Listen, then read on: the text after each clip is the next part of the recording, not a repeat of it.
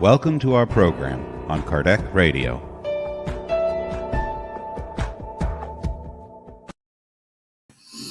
Hello, everybody. Good to have you all here. It's 7:15 here in Ireland. A little bit late, 3 minutes late, but we're almost on time. Hope you're okay. I hope our friends in America are getting back on track after the long weekend. Yeah. So, and today we do have like myself, Esteban, Vanderlei, and our special guest, Emanuel Dutra. Emanuel, he's a spiritist worker, and he works for FEAL, a Brazilian entity who looks after Allan Kardec, which is the Spiritism codifier. And he works with the team who does the researches, and also he translated Kardec's books into English and Chinese. So those who speak Mandarin here, I don't know if I say the correct thing, Buzz, be aware that that's the right guy to talk about Spiritism. Okay, so, but let's see who we have here.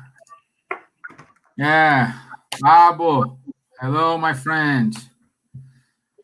Patricia, hello. Don, hello, Chicago. How are you? So, Manuel, we are reaching many places at the same time. Ireland, Europe, UK, America. And so, before we start, I would like to say thank you very much for your availability. And in order to start today, Vanderlei, can you do the initial prayer for us? Sure.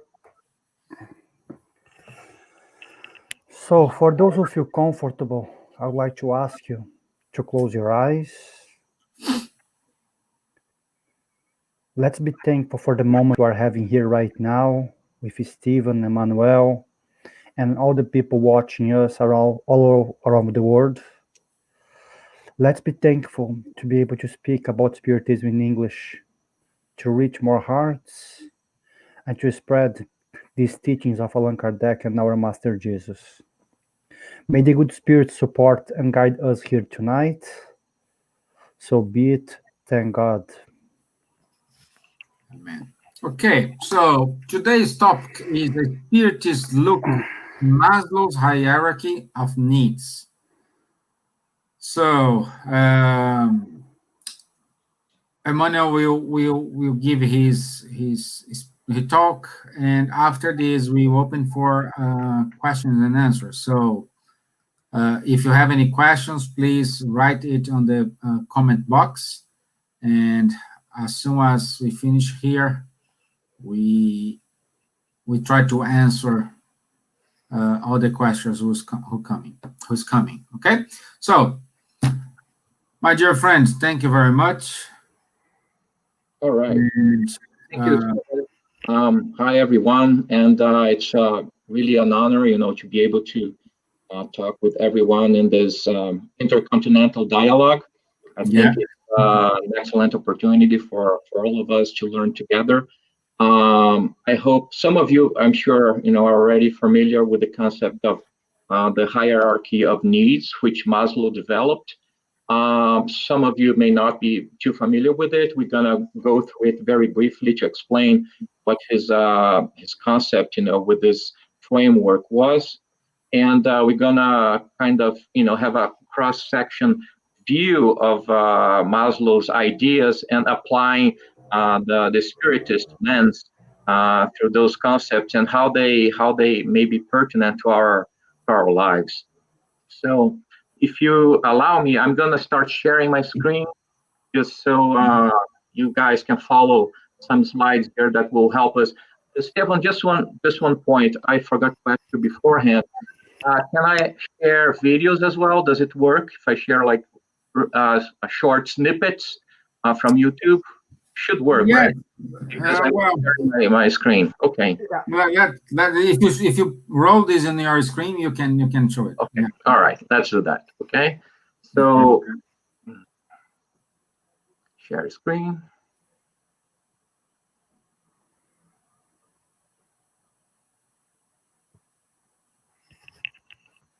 So, all right.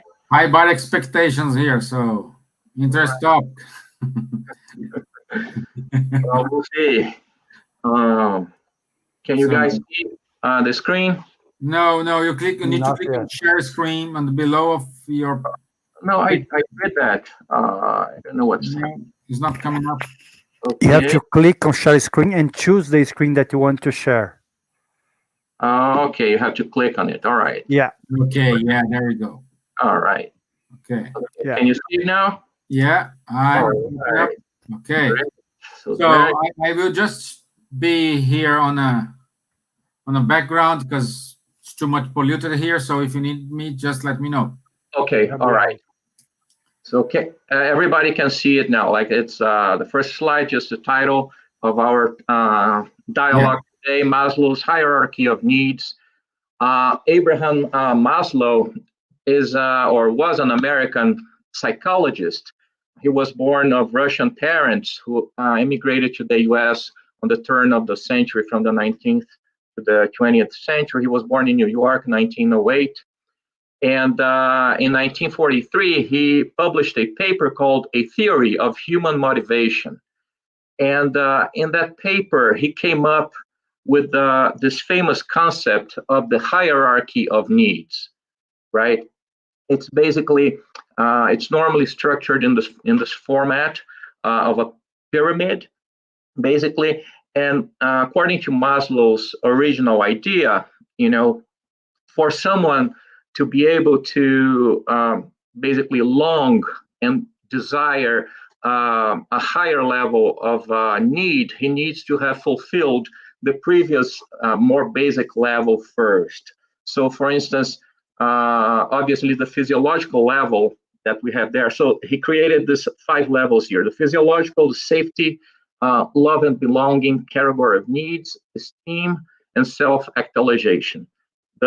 Some examples of those different levels would be, in the case of physiological needs, would be breathing, food, water, lodging, all physical necessities, etc. So in the next level, in the category of safety, it would be security of body, employment, resources, family, health, and the defense of your belongings, your possessions, etc. The next level would be more socially related, would be love and belonging, the sense of belonging, family, friendship, sexual intimacy. So the next level would be a sense of self-esteem, which would include confidence, a sense of achievement, respect of others, to be respected by others as well. And finally, the last and more, let's say, advanced category would be self-actualization, which would include a sense of ethics, morality, creativity, and all sorts of transcendental qualities, right? In a general way, we can aggregate those different levels in a few categories here, right? The first 2 levels, some people will normally group them as basic needs. The second group, the 3rd and 4th level, are normally aggregated in psychological needs, and the final one is called self-fulfillment needs, right? Others like to basically split those 5 different levels in basically only 2 groups: deficiency needs and growth needs. And we'll see why they like to group them in only 2 categories in a while further down in our presentation. But basically,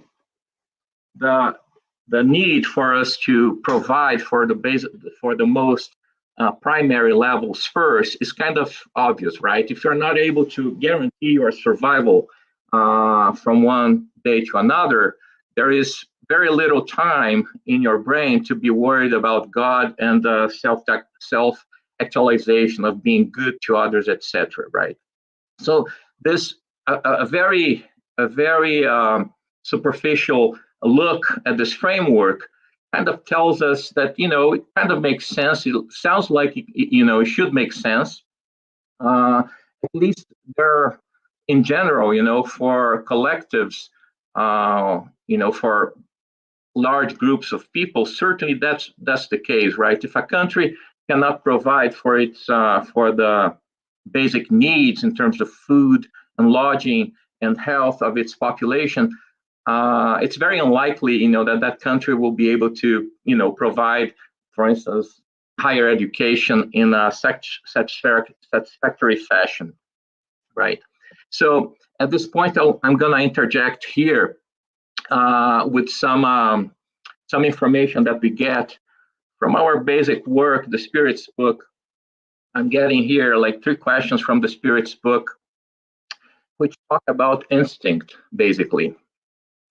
When Kardec asks the spirits if instinct is something different from intelligence, the spirits are very detailed in their analysis.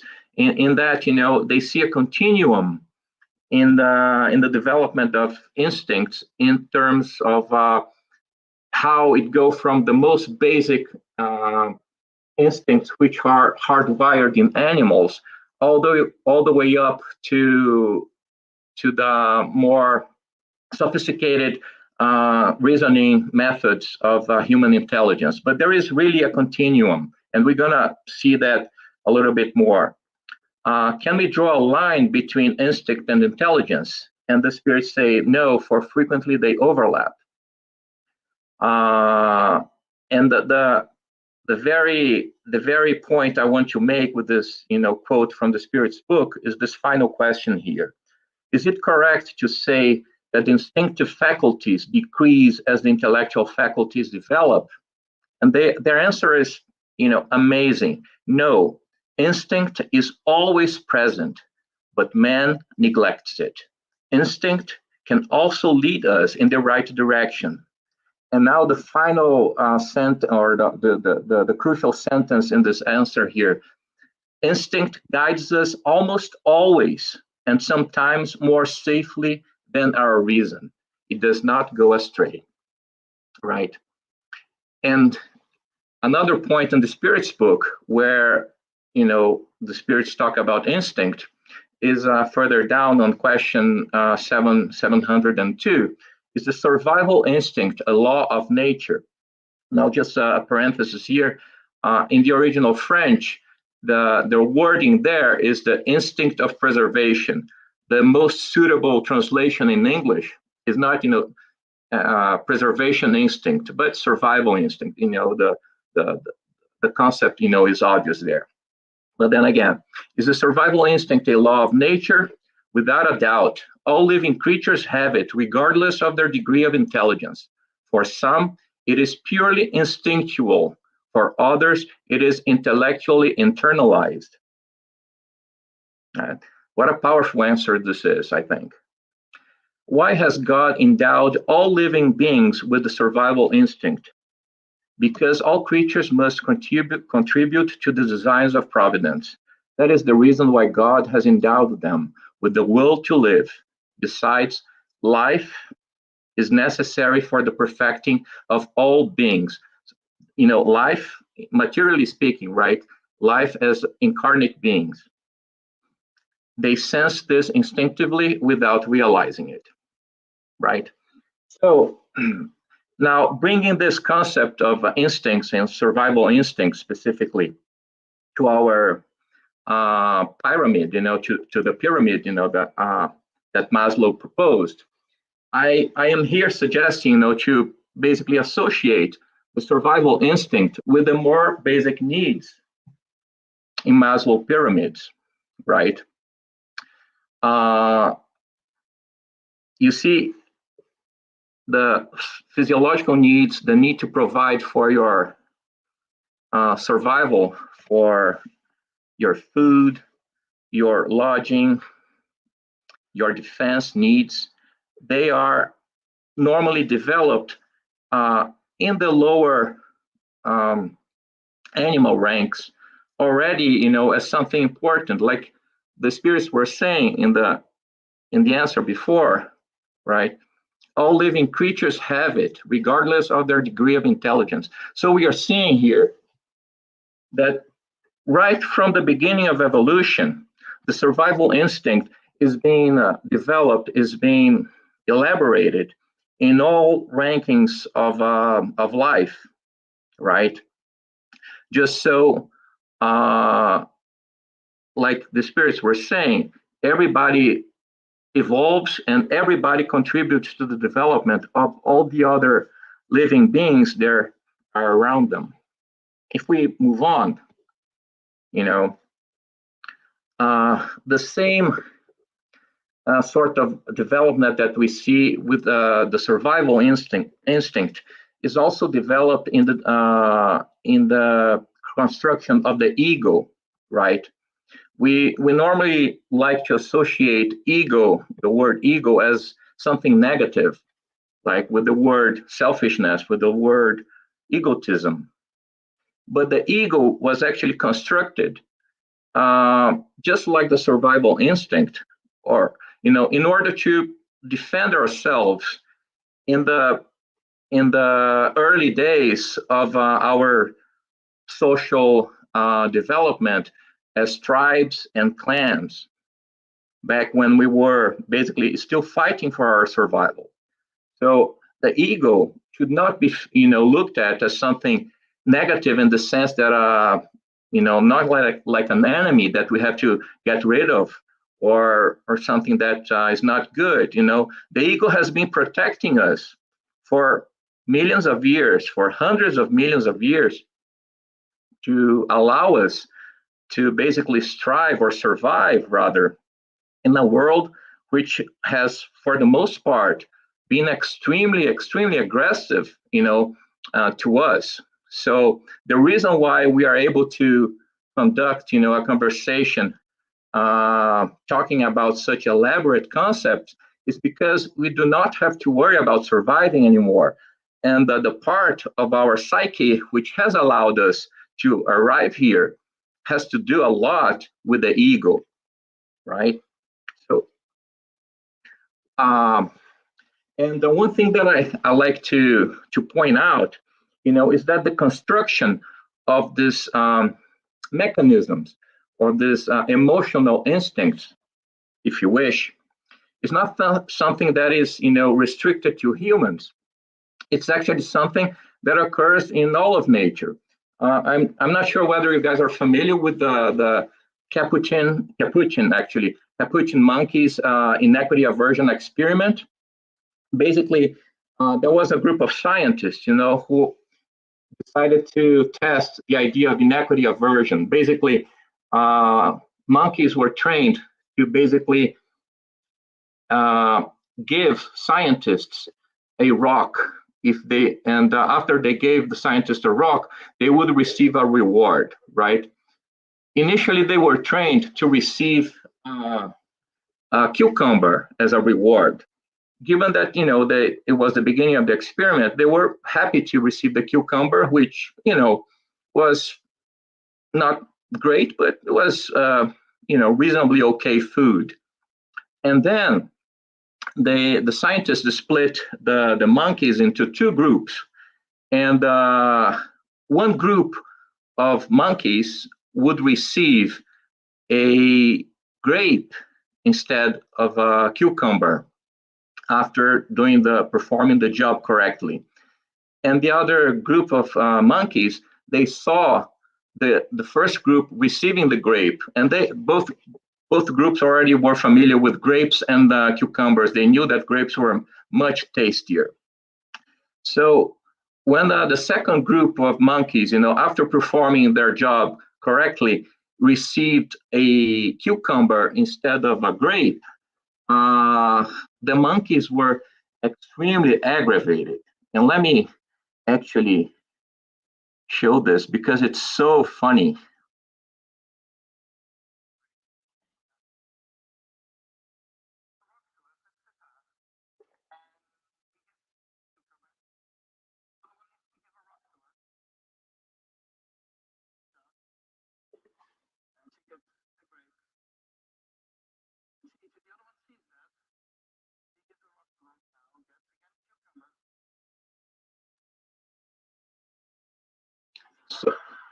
So he throws the cucumber at the scientist because he was mad. He wasn't rewarded in the same way that the other monkey was. You know, he knew that grapes were much better than cucumbers, and he threw the cucumber that we received at the scientist because it was really not fair. So we can see here that the sense of pride, you know, is something that is ingrained not only in humans, but, you know, its seed, you know, the very backbone of pride, or which in essence, you know, is what inequity aversion in that experiment can be translated to, you know, is what it really represents, right? So basically all this, you know, ideas that we're discussing here is to show that all these mechanisms that make us very competitive, you know, that make us to want to strive in a world which is extremely aggressive sometimes, which is normally very competitive, is something that is hardwired in our nervous systems now. And sometimes basic mechanisms which go back hundreds of millions of years. And there is this this famous psychologist, Jordan Peterson, who is famous for his book, 12 Rules of Life. He talks about lobsters. And just so we know how ancient these mechanisms are, I'm going to give us, you know, a small snippet of a lecture that he gave 2 years ago, talking about, you know, exactly the development of those survival mechanisms.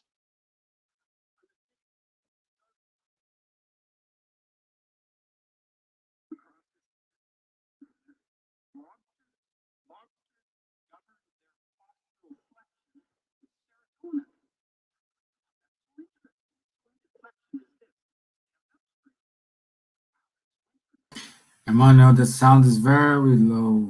Oh, you cannot hear it. So okay. No. Let me stop this and just explain. Basically, he's saying that like the basic idea here is the following. The nervous circuit of lobsters has been developed, you know, over 500 million years ago, either 500 million or 1/3 of a billion years ago. And the way that lobsters behave is very similar to humans, because when you talk about evolutionary time, we, you know, all living beings were still developing at the same level at that point, you know, so that we have inherited the very circuitry that exists in lobsters, and the way that it occurs, you know, the way it plays in a lobster society is the following, right? So lobsters like to compete, and so they are always fighting one against each other, you know, to just so they can decide who is the alpha lobster. And after a fight, if a lobster is defeated, you know, a flush of serotonin, which is a hormone produced both in lobsters and human beings, you know, will basically tell the lobster that he's a loser, and he recoils and he slouches and he basically behaves as a loser, right? And he was telling, you know, in this particular lecture, how if you inject, in the case of the lobster, if you give them a substance which neutralizes that previous hormone, the lobster will be competitive again, will be willing to fight. This is to say that this circuitry really is hardwired in our nervous system. And that's why we go to psychiatrists, and the psychiatrist basically can judge if there is a hormonal or chemical imbalance in our body, and be able to prescribe us with a drug that will magically, change our mood. And the reason is, is basically that those circuits, they exist, they have existed forever, for literally hundreds of millions of years, right? But moving on. So the basic idea here is to understand that much of this natural predisposition that all human beings have, to compete and to fight, they are associated with mechanisms which have developed over time, essentially to protect us and to help us navigate through a very challenging world. Like, back to the question that we saw in the beginning here. Instinct is always present. Instinct can also lead us in the right direction. It guides us almost always. Basically, it's a way to save time, to prevent us from having to worry about basic things, which can be taken care of by our more basic nervous structures, like the limbic system, the flight or fight, and other circuits, which were developed throughout the millennia that characterize evolution. But going back to our pyramid of needs, like I said, some people like to describe basically those 5 different levels and group them into 2 areas here. And they are essentially: motivation decreases as needs are met. This is what characterizes the 4 most basic levels here. And the self-actualization, or the highest level, is different in that motivation increases as needs are met. And how is that important? That's important because once we, have fulfilled a basic physiological need, you don't worry about it anymore. You derive no more satisfaction from that, and you have to look for something else to create a motivation. So normally, if we do not worry about the self-actualization goals that we may have, the way that we normally operate is that, we take care of one need, and that need is satisfied. We look for another need. So let's say the need to, nourish myself. So I have already, have had plenty of meat, so I do not need any more meat. Perhaps I can have some dessert. So I'm not hungry anymore. So I'm gonna now worry about lodging. Okay, that's taken care of. I need something else, so I'll look for a partner. I have a family. Now I get, what can I do with my family? I look perhaps for mobility, and then, oh, that's nice. I need to actualize my social ambitions. I go to Facebook to share all the good things that are happening in my life. I have a life now which gives me plenty. Perhaps I'm getting a little bit obese. Let me go on a diet and get fit. Oh, nice. I have achieved a very nice result with my diet and my exercise program. So why do I not share it with my other friends on Instagram, right? And then it's a continuum. It's like an endless cycle of needs. Once you go to Instagram, you also want to share all the other nice things in your life, like travel, the places you've been, and so on, and so on, and so on, and so on, right? So if we do not pay attention to the higher needs that we have in the top of the pyramid, right? our life ends up being a never-ending cycle of things that, you know, revolve around the lower needs in this pyramid here, right? And one very serious problem is that in our society nowadays, basically nobody, certainly not the media, talks about the self-actualization, the more advanced needs that we have as human beings. Why is that? Well, first and foremost, because society in general, when we think about the media, doesn't realize that we are beings who are eternal. We are incarnate souls. And after, going through all the endless joys or pleasures that the lower levels are able to provide us with, we will abandon this body, and we will face with the reality of the actual development, the actual advancement that we were able to achieve during our lifetime, right? The reality is that, nowadays, very few people are not able to meet the basic needs of the lower levels of the pyramid, right? Let me have this slide here. Nowadays, most people are able to meet their basic needs.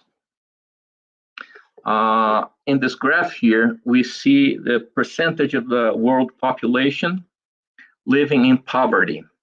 At the time of Kardec, we have that probably between 93 to 95% of the population lived in poverty. Nowadays, it's the reverse. 90%, only 10% of the world population is not able to meet their basic needs. Let's see if this snippet here works. Let's see. Let's move over to another way here in which we could display the distribution in the world of the income. This is the world distribution of income of people. $1, $10, or $100 per day. There's no gap between rich and poor any longer. This is a net. There's a little hump here. But there are people all the way. And if we look where the income ends up, the income, this is 100% of world's annual income. And the richest 20%, they take out of that about 74%. And the poorest 20%, they take about 2%. And this shows that the concept of developing countries is extremely doubtful. We sort of think about aid, like these people here giving aid to these people here. But in the middle, we have most of the world population, and they have now 24% of the income. We heard it in other forms. And who are these? Where are the different countries? I can show you Africa. This is Africa. 10% of the world population, most in poverty. This is OECD, the rich country, the country club of the UN.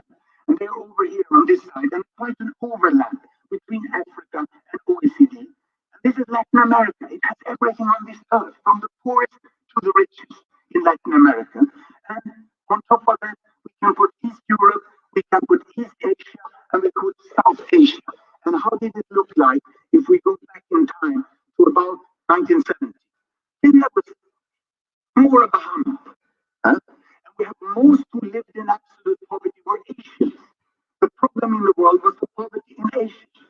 And if I now let the world move forward, you will see that while population increase, there are hundreds of millions in Asia getting out of poverty and some others getting into poverty. And this is the pattern we have today.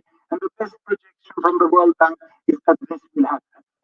And we will not have a divided world. We will have most people in the middle. Of course, it's a logarithmic scale here. But our concept of economy is growth with percent. So, obviously, that presentation is from a few years ago. But anyways, the projection has really materialized. And most of the world nowadays live in middle-income countries. And they have no problem satisfying their basic needs, right? Now, we have realized that, we no longer have, problems, or at least luckily, for 90% of the world population, it isn't much of a problem for us to meet our basic needs, right? And now I want to quote question 704 from the Spirit's book,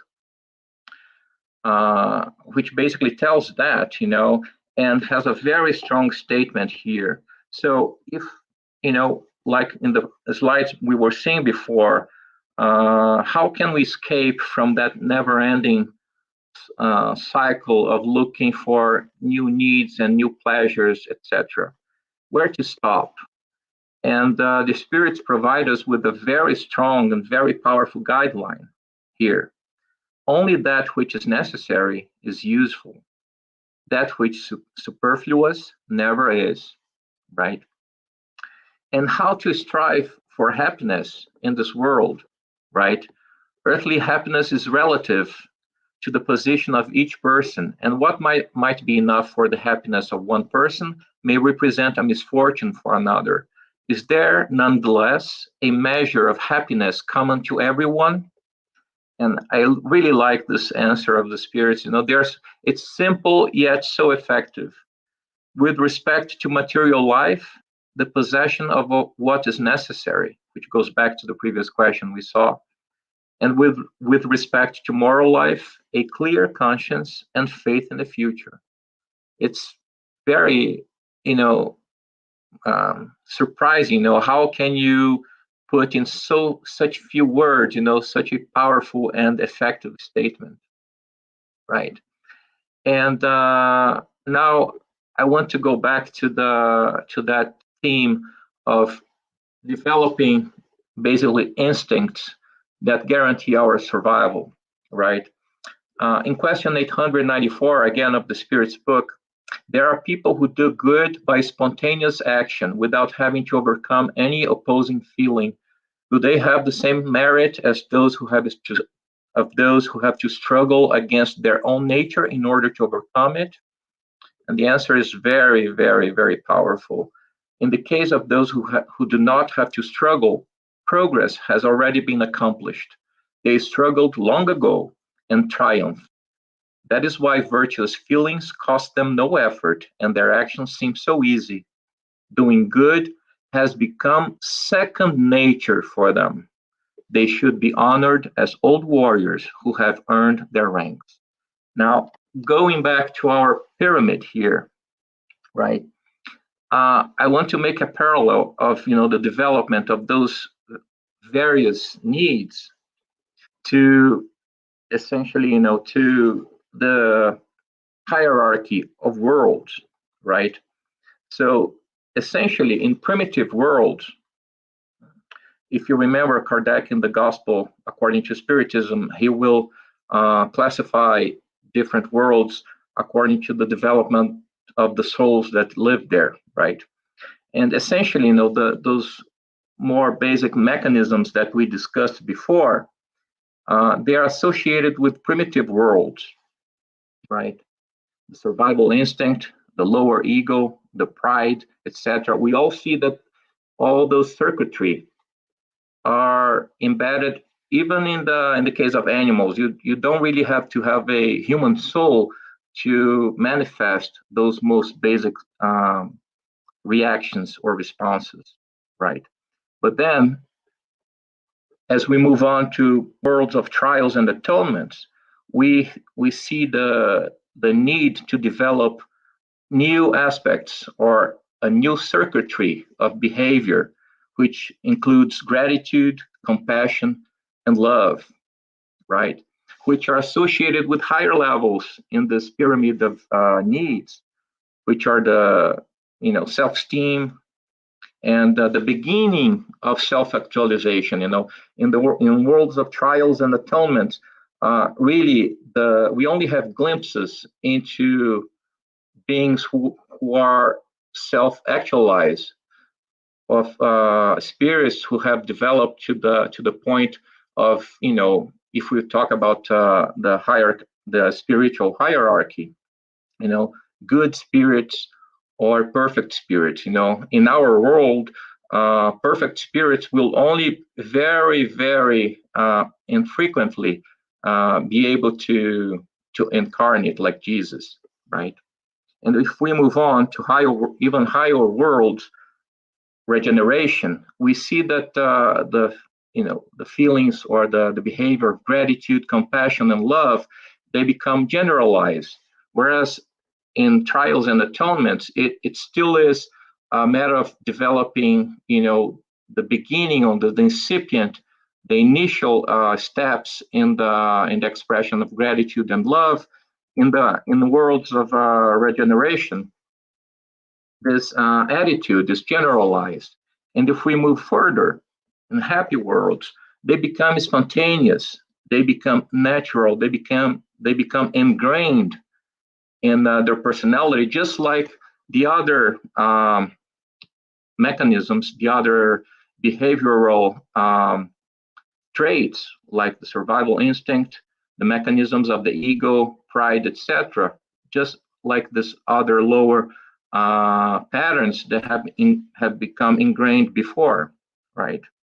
And finally, when you get to celestial worlds, the worlds of perfect spirits, I do not dare to describe what characterizes those worlds, because really our intellect is just too limited for us to even fathom, even imagine what those higher emotions or higher concepts could be. And how are we doing in terms of time? That's this is my last slide, and this is like an idea I have been developing for a while, and it's really nice that I can share this with you. And I would love to open for questions or comments and talk more about this, see what you guys think about this parallel. Wow, it's very good, my friend. But first of all, we have here a lot of requests. If you could share the link for those videos. I will. Yeah, we put it here in the comments, and anybody can access. Because the first one we couldn't hear properly, and the second one, the sound was like kind of peaking, Okay. But very good. So it's very interesting approach in terms of. Okay, let me see here. Thank you. Let me put. Okay, the first video. The TED Talks, the link is there. The second one, the link is posted. And the last video is here. Great. Okay, all links posted, so I don't own anything, because sometimes we forgot to post it and keep going. So right. Well, it's very interesting how it applies to our needs, and how Kardec approached those spirits with the questions without knowing anything about Maslow, for example. Yeah. No, you see, I'm really surprised every time I read the Spirits book, or I'm reading a scientific paper, and I see the connect. For instance, when Jordan Peterson is talking about how instincts have been embedded in our development for hundreds of millions of years, and that's precisely what the spirits say 160 years ago, right? And the Spirits book, because it's one of the books that I probably have read it like 20 times, 30 times. It's hard to say at this point. But there's always a snippet of like wisdom and basically foresight, which really intrigues me, And I'll give you another example, how spirits are very smart in terms of how they phrase things. When Kardec first questions about eating meat. People who read the answer that the spirits gave at that time, they probably, went home saying, okay, it's fine to eat meat. But nowadays, if we look at the same answers, we see that the spirits are saying, eventually you guys have to stop eating meat, right? And it's the same words, and nothing has changed. It's just that they were so wise as to phrase things in a way that, it can be interpreted correctly according to the development of the day. Yeah. And at the same time, well, we have here a comment here, our friend Don. Wow, I never noticed that Maslow's idea carried to the course of human development, even on other planets. Yeah. Well, this is something, this is a parallel that I, came up with, and I'm sharing this for the first time. So you may think that it's crazy, but it is what it is. Yeah. And taking the opportunity, you read the book for 20, 30 times. Do you think if we're gonna read the book, I don't know, perhaps in 10 years, 20 years time, we will see something different? I'm sure we will. Because there are new insights that we gather from science, from the development of science, for instance. I'll give you an example. In the first part of the Spirits book, Spirits talk about massless particles, right? Particles, constituents, particles of the physical universe, which do not have mass. They mention that. Mm-hmm. And it was only in the 20th century that it was proved that there are certain particles which are, do not have mass, like the photon, for instance, the photon. And a number of other things, like there is no void. And it's true, because now we know that, fields fill up space. And I don't want to enter into the, 0-point energy thing, but we know we do not call it ether anymore, but it's another way of calling it, it's a different concept. It's not the same concept of ether that people had at the time of Kardec, but it is an idea of something that pervades all space and all the universe, in any event. So, with the development of science, we go back to the Spirits book, and at least I am very surprised to see how much foresight there was in those answers. I'm always surprised. Great. And you have this direction in order to see the facts and put the science along with the spiritism. Like you are in the US, I'm in Ireland, so we do see different perspectives compared to Brazil, for example. Absolutely, yeah. And perhaps my perspective is different from yours and the other way around, just because we are in different cultures, different environments, different people, different way to think. So this makes us need us to adapt. For those who don't know the Spiritist book and are non-Brazilians, what's the best advice you can give to them? Well, I would say read the books and see what you think. In the preface that I wrote for my translation of the Spirits book, I basically mentioned a number of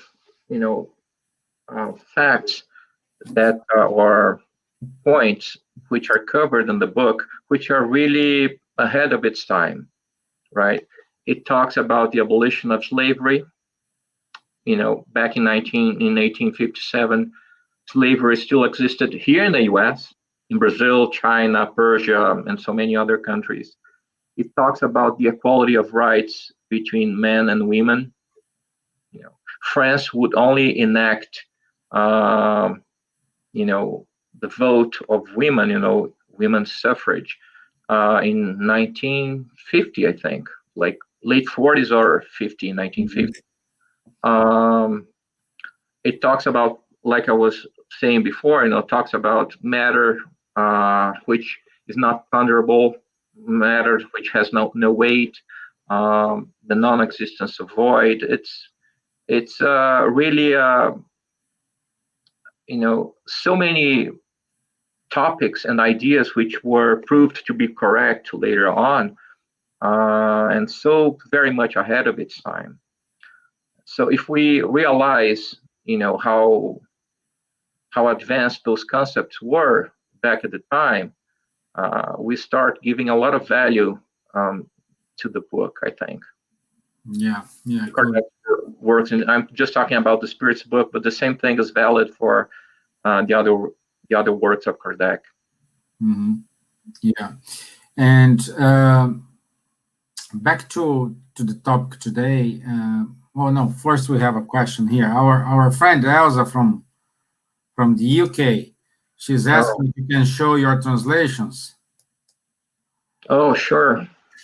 Well, you have showed I don't have the English copy. Yeah, that's why I show the English copy here. So that's the one in English. Yeah. So I have the translations. This is the Spirit's book in Chinese. This is simplified Chinese for continental China. This is traditional Chinese for Taiwan. This is the Gospel, traditional and simplified. Okay. The Gospel. And this is the Medium's book. This is a review copy. No, even the Medium's book you have already translated. Wow. Yeah, it has not been released officially yet. I'm just finishing to prepare the traditional version of it, just so we can have an official release of both versions. Great. And going back to your today's topic, do you think our instincts still bypass our let's say normal behavior, or our central way, the centralized way to think? Yeah, most of the time, actually, and it's not a bad thing, like we were saying, because 99% of the decisions that we make on a daily basis, they do not require much thinking, right? We should not blame our instincts for the bad decisions, that cause a lot of problem to us. And we know when we are making a bad decision. We really know, when we are making a bad decision. There is this long essay that Kardec has in the Spirit's book, which is the outline of the motivation of human action. He says that that the moral choices are always, of our own making. There is no way we can blame instincts for our moral choices, right? Wow. And those are the ones that really get us into trouble if we do not make the right decision, right? Yeah. So those who put the excuse in the instinct must be aware. Yeah. That. But see, Stephen, for instance, you're planning on going to work. You get up in the morning, you have breakfast, and then you get into your car and you start driving. All the way to your final destination. 99% of all the decisions, of shifting gear, of like turning the wheel, of braking or speeding up, 99% of those decisions are not done conscientiously. You're basically doing it, instinctually, because you programmed driving into your brain, right? You drive instinctively, so to speak. Mm-hmm. Right? If you were to think at every single microsecond to make a decision. Should I speed up or should I turn to the left? Should I turn to the right? Basically intellectually and conscientiously make a decision, life would be basically impossible. That's why I basically emphasize in that slide, that developing the higher, so to speak, instincts, being generous, loving, etc. It has to be ingrained to a point where we do not have to think about those things anymore. Because if we do not internalize that kind of behavior in our being, we will not have mental space, if you wish, or we will not have like CPU space, to deal with higher, more advanced concepts, which we cannot even imagine what they are, because we are still, dealing with learning to be grateful, learning to be loving, things which at this juncture should already be a natural part of our behavior, I would say. Okay. Yeah. But it's so important to know ourselves. Yeah. Okay? I think question 61, something that the Spirit's book say the best advice is know yourself. We need to know ourselves. We need to know our limits. We need to know how we are, is our reactions. So we need to watch out. In terms of specifics, in terms of which areas of our lives should we take care of or should we be concerned with, I like to, there are many parts all throughout Kardec's works where they basically say, pay attention to your natural tendencies, your natural leanings, right? Yeah.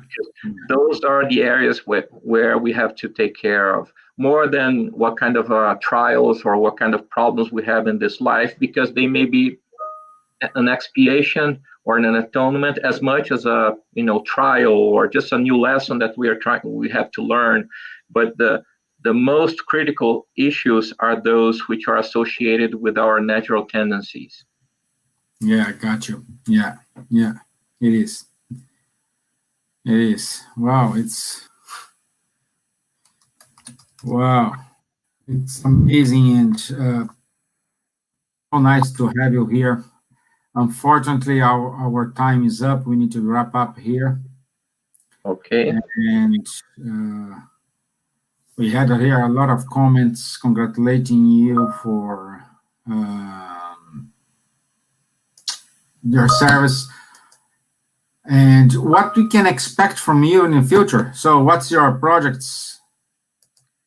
Right now, let me tell you, so right now we are about to publish our translation of Heaven and Hell in Portuguese. I don't know if you're familiar with the problem with some editions of both Heaven and Hell and Genesis. Yeah. They were changed after Kardec passed away. And without going into the merit of whether or not the changes that appear in later editions of those two books, whether or not they are according to Kardec's thinking, strictly from the legal point of view, once an author dies, you cannot make changes to the works. So strictly from a legal point of view, the only legal version of the Heaven and Hell is from the first edition from 1865. And Genesis, only the first through the fourth editions of the book from 1868. So I prepared the translation of Heaven and Hell in Portuguese of the first edition, which is being published by FEAL. It should be out, later this month or in the beginning of next year. So that's one of my projects. I'll be tied up with translations for the foreseeable future. Yeah, I'm so glad to hear that. I'm so glad to hear that, because the difference between, like, I don't know how long time you are in the US, but in the last, I'm in Ireland for about 10 years. For the last 10 years, I could see a lot of improvements in English books. I would say well-written English books. Because we had the previous translations and we don't know if you reach the right people at the right time. And we need your work here. And on this, come here a question from Don. How long does it take to translate a book? Very curious. It takes about 2 months if you work 12 to 14 hours a day. 2 months working, that much. I'm talking about a 500-page book. If you work less than that, let's say 4 hours per day, it's going to take about 6 months. Yeah. Okay. And I would just want to say thank you very much for your time. Thank you very much for your availability. Here from Ireland, we are waiting for you to come here and know you in person. All right. I'm looking forward to that as well. And perhaps do something with more time in way you can work your ideas, and we can see how your brain works behind. Yeah, I'm an engineer by training. I studied, electrical engineering and French in college, so it's kind of bizarre, but you can expect, non-conventional ideas coming from my brain, I suppose, from this bizarre mix. Yeah. And also, I think the most important thing here is be very loyal to Kardec. Yeah. I think that's the main point here. We cannot judge, we cannot say anything about what happened in the past. We can only speak from what happening now, and now we are trying our best in order to be loyal to Kardec. Yeah. That's the main point. That's the principles we need to share with our Irish friends here. And also we own this to them. That's right. We own this to them, and we need to make our children's life easier. And once we have the right thing, the right translation, the right codes, we will make our children a favor, say, and we don't need to keep spinning the wheels and we talk about it again. It's a continuous process, of course, right? Yeah. I have a couple of friends living in China. Our plan is to go through the translations, the existing translations in Chinese, and make improvements as we go along, right? Yeah. Great. Okay, my friend. Thank you very much. Thank you. I hope to see you next time here. So let's work on your schedule, and I hope to see you in person some in the future. Now we have the vaccine, so I hope to see you. See? There is reason for hope. There's always reason for hope. Yeah. So would you mind to do a final prayer for us? Sure. That's going to be a pleasure. God, our Lord, we would like to thank you for this opportunity for us to discuss such enabling ideas with friends from all over the world in an atmosphere of peace, friendliness, and openness. We beg that our lives may every day a little bit more, that our lives may reflect the purpose which we essentially linked our current incarnation when we decided to come to this planet. We hope that tomorrow will reflect the efforts that the present generation is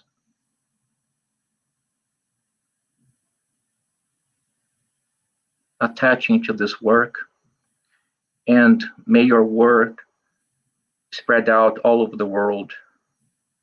Thank you, Lord, for all these peaceful moments. Amen. Okay.